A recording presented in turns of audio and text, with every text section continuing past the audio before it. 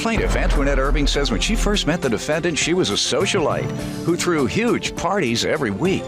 Antoinette claims she and the defendant moved to New York and rented an apartment together. But the defendant moved out with no notice, so she's suing for unpaid rent and a gas bill.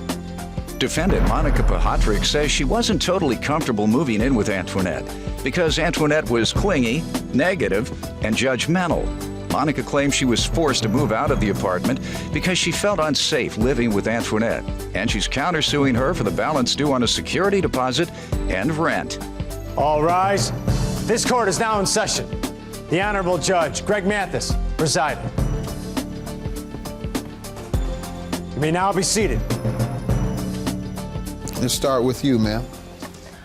Monica and I met in 2007. She was a socialite, and she was known for her extravagant parties that she threw at her house, which was dubbed misdemeanor manor because when the police came over for a sound ordinance, she said she had 2 guns and pointed to her arms.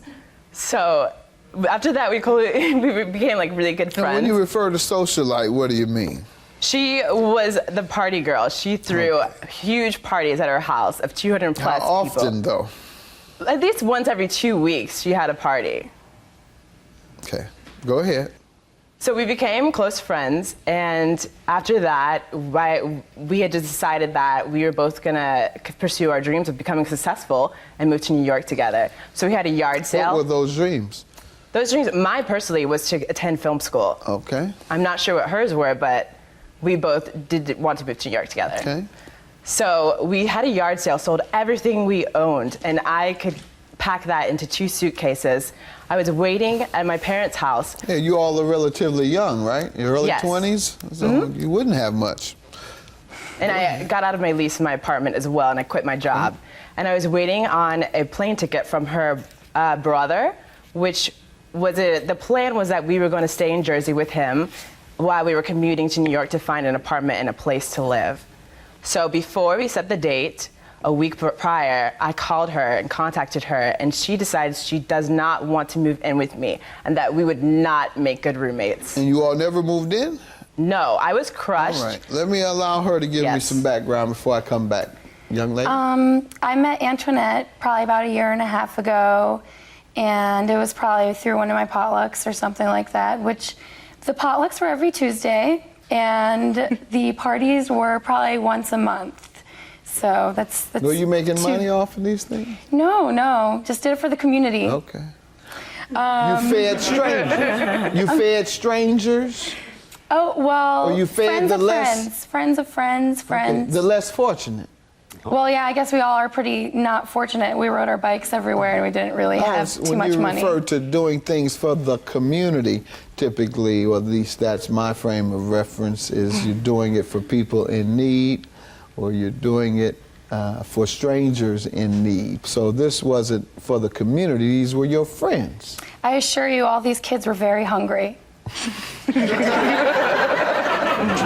Hungry or thirsty? Both. For beer, no doubt. Go ahead. So I had gone to New York for a visit. I was visiting one of my best friends, and I had gone to the city, and I came back and I was like, Antoinette, you know, I love this city. I want to move here. And her exact words were, let's, which she totally invited herself in. I wasn't like showing any emotions or anything, because throughout our friendship I had realized that she was a little off. She was kind of clingy. What do you mean a little off? Well, 1 second she can be very nice, and then 1 second she can just like, you know, be a wet blanket, you know. Right. And I had just realized she was very judgmental of me, and she would guilt trip me a lot, which was one of our biggest fights before we were partying or something? Yeah, I guess so. But during all of that, I had managed to save up more money than she did still for New York. And I just realized that I didn't want to live with somebody that was negative, that was judgmental of me, when I still can get my things Let's get together. to the rent, because she's suing you for rent, you're countersuing her for rent and a deposit, and you all never moved in together. You never stayed the night Oh, we together. did move in together. She said you didn't, ma'am. No, I didn't get to that part of the story. Go right ahead.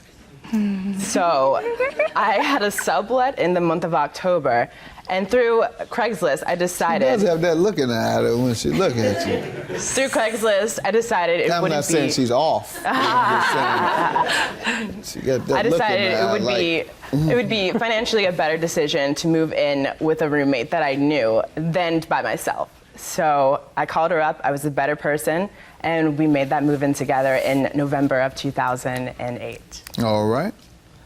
And how does she owe you for 663? 663 was split into the rent of March that she stayed there a week and a half, and also the gas bill. It was a verbal agreement when we moved in together that everything was going to be split in half. The gas bill, the rent, the security, the electric, everything. She failed to pay her half of the gas? Yes, Your Honor. And the portion of the rent for that month. Ma'am, what do you say? Antoinette had given us the option of moving out in March, and I didn't want to at first because she was not wanting to give me my security deposit back. So we ended up staying there, and I realized that it was a threatening situation, and I left in March. So I don't feel I should pay anything because she had given us the option. We had gotten into this big fight, and I was feeling very threatened. She told you she was going to do something, or she just gave you that didn't blank tell- stare in the eye? Or? Well, no, she didn't specifically say anything to me that she was going to do anything, but she had definitely showed it in her actions, and Like I thought that she was, through stories that she had What did about she tell other. you? Well, she was actually going to seduce this man and throw all of his clothes out his window and take his cell phone and call his girlfriend at the time and tell her that Basically, that cheating she on was psycho. Yeah, That's and what I she said thought, she's saying in essence. yeah, and I thought that she might just like take my things. Ma'am, did you tell her you were psycho with men?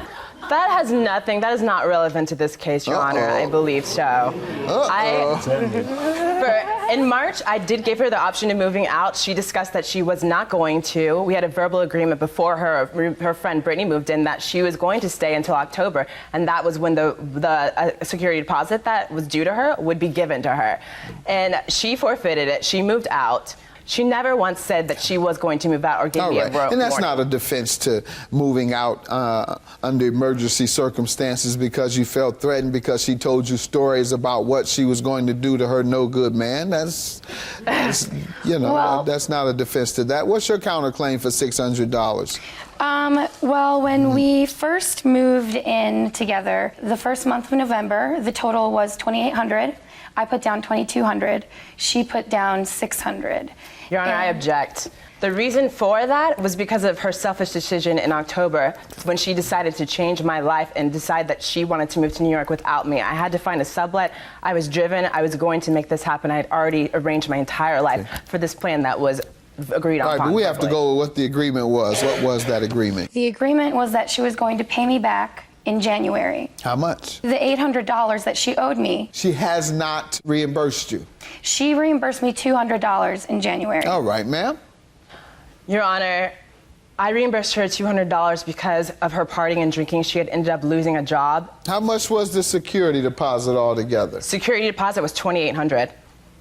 No, minus the first month's rent.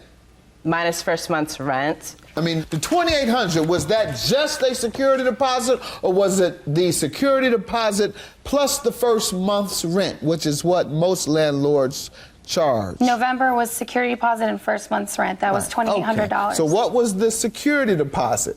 $1,400. Gotcha. Security deposit comes from the landlord at the end of the lease, based on the condition of the property.